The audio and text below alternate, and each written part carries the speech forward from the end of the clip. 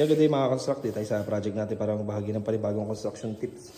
Yan bali nung last video natin, pinakita natin yung ating in-order na wood plank. So ngayon, naka-install na siya. And meron na rin yung top coating, dead flat lang ginamit natin. Kaya kung mapapansin nyo, hindi ganun kakinang. Bali gumamit tayo dito ng mahogany brown.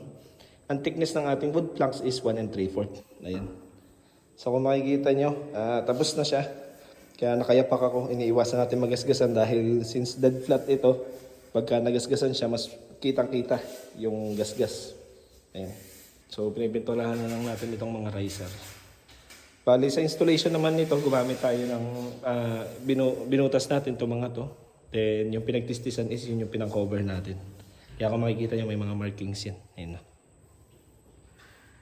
Bali, may iba't ibang paraan ng pag-install nito. Merong yung pako sa likod, tapos puro semento at adhesive.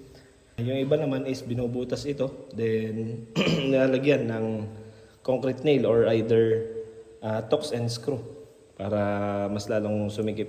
Then nilalagyan na lang ng pinagtistisan yung pinagbutasan para hindi na mahalata. Ayan. So ilan po muna ang share natin ngayon. This is Engineer Barlan sharing another construction tips. Thank you mga construct.